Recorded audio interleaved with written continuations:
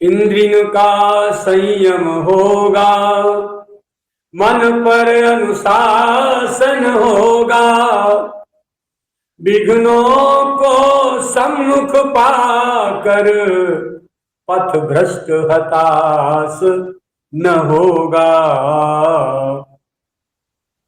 इंद्रियों का संयम होगा, मन पर अनुशासन होगा, विघ्नों को सम्मुख पाकर पथ भ्रष्ट हताश न होगा।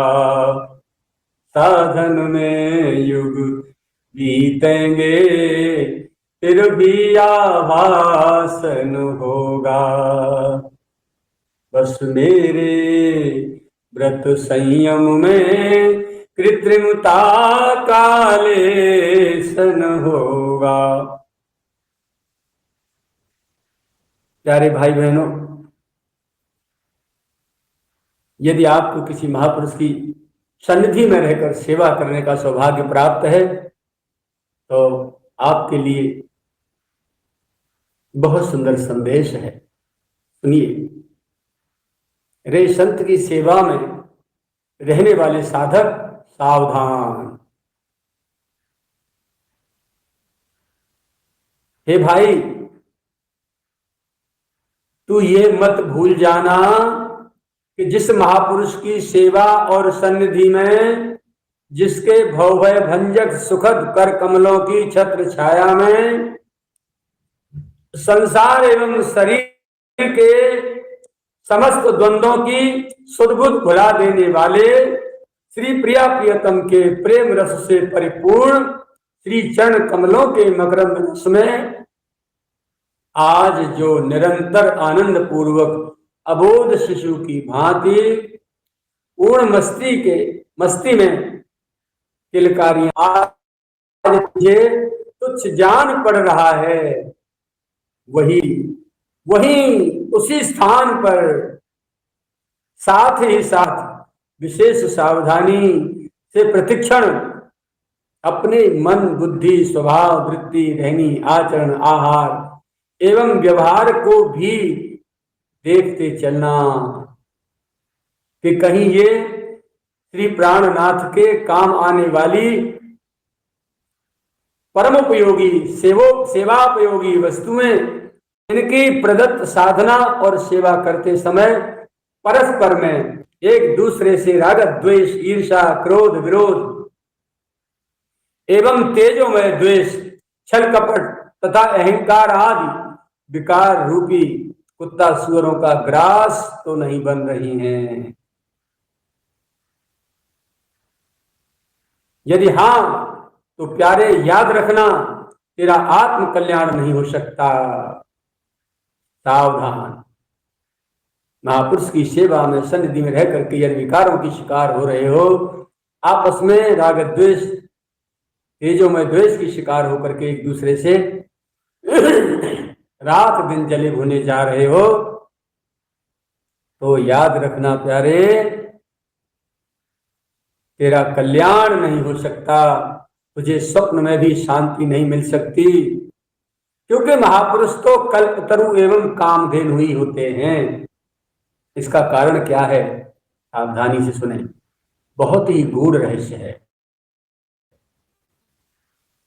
क्योंकि महापुरुष तो साक्षात कल्पतरु और कामधेनु होते हैं।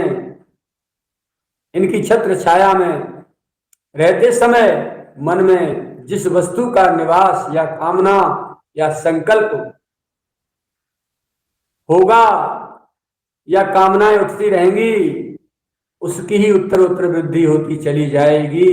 क्योंकि इनका स्वभाव है अपनी छत्र छाया में रहने वाला। इनकी छत्र छाया में बैठकर, इनके शीतल सुखद कर कमल की छत्र छाया में बैठ करके साधक और सेवकों के मन में जो चीज होती है, जो कामनाएं होती हैं, वही पूर्ति होती चली जाती हैं। इसीलिए हम बार बार कई बार कहते चले आए हैं आज तक से पहले प्रवचनों में कि भजन साधना नाम जब आप जो कर रहे हैं, ये साक्षात भगवान है। नाम कोई साधन नहीं है, नाम तो साक्षात परमात्मा है। जिनका नाम हम जप रहे हैं वो इष्ट ही हमारे सामने हमारे साथ नाम के रूप में विद्यमान है, निरंतर उनकी सन्निधि में हम हैं। तो इनका नाम जपते जपते महापुरुष का प्रदत्त जो नाम साधना है उसे जपते जपते सेवा करते करते मन में जो जो संकल्प उठते जाएंगे उन्हीं की पूर्ति होती चली जाएगी। ये प्रत्यक्ष हमने देखा है और इसी का कारण है कि महापुरुष के समीप में रहने वाले जीव प्राय विकारों की शिकार रहकर होकर के ही और पतन को प्राप्त होते हैं। उठा के देख लो किसी भी संत के, किसी भी महापुरुष के निकट हम लोगों की दशा ही नहीं है, दुर्दशा बनी है उनके जाने के बाद। माया ने इतना उनको रगड़ा है, उतना घसीटा है, इसका कोई ठिकाना नहीं। क्योंकि सबसे कड़वी चीज इस दुनिया में केवल सत्य है। चाहे मैं हो चाहे आप हो, बर्दाश्त किसी से नहीं हो सकता। ये घोर गरल है, घोर गरल है, कटु सत्य। इसे जो पी गया वो कल्याणकारी शिव हो गया। क्योंकि जिसे अहंकार है किसी बात का, वो सामने वाले की बात को स्वीकार नहीं सकता। आत्म कल्याण की जो बात होती है सामने वाले की, उसको स्वीकार नहीं सकता। और दीनता होगी तो सुन करके सामने वाले की वाणी से अपने दोषों को निष्कासन करके और पूरी तरह से आनंद में किलोल करेगा, आत्म कल्याण को प्राप्त होगा सुनिश्चित रूप से। ये मेरा अपना अनुभव है प्यारे। महापुरुष कामधेनु और कल्प वृक्ष होते हैं, कल्पतरु होते हैं। उनकी सेवा और उनकी प्रदत्त साधना, भजन, पूजा पाठ करते करते समय आपके मन में जो जो संकल्प और कामनाएं होंगे संसार से लेकर ईश्वर तक के, वो पूर्ण होंगे, अवश्य पूर्ण। इसीलिए सावधान, संसार को शरीर के प्रारब्ध और भाग्य पर छोड़ दिया जाए। और यदि ऐसा अवसर आपके हाथ में प्राप्त हुआ है, ऐसा सुनहरी अवसर आपके हाथ में प्राप्त हुआ है, ऐसे स्वर्णिम क्षण आपके हाथ में आए हैं कि आज आपको किसी सच्चे महापुरुष की सेवा और सन्निधि प्राप्त है, तो प्यारे चूकना मत। परस्पर एक दूसरे से हृदय से प्रेम करते हुए और अपने सद्गुरु की सेवा करते रहना। पर दुर्भाग्य है आप कर नहीं पाते, जीव कर नहीं पाता, बिना राग द्वेष के रह नहीं पाता। क्योंकि स्वार्थ और अहंकार दो भीतर चित्त में बैठे होते हैं, वो नहीं जीने देते।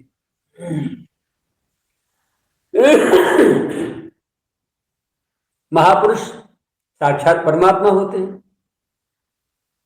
और जगत जननी जगन माता लक्ष्मी के ये प्राणेश्वर है, महापुरुष के रूप में आए हैं। तो वो उनकी सेवा में तत्पर रहती हैं। किसी भी वस्तु की उनके निकट में कमी और अभाव न हो जाए, इसके लिए वो निरंतर सावधान रहकर सेवा करती हैं।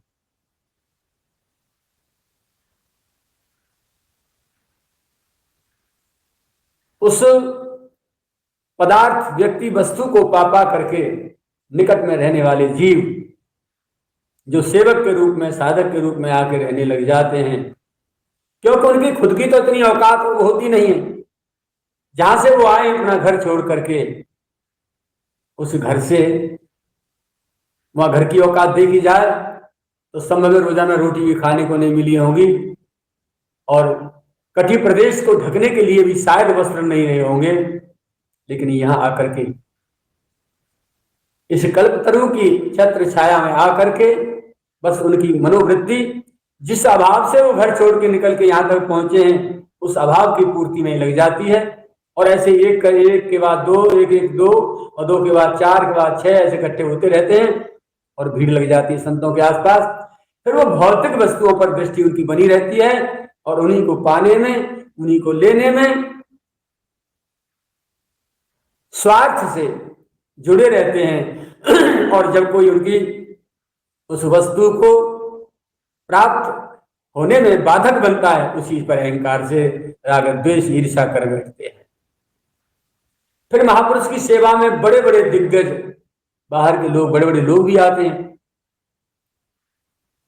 जिनके शैडो और दरवान, प्रहरी, गेट कीपर आपको घुसने नहीं दे सकते उनके घर पे यदि आप जाएं तो।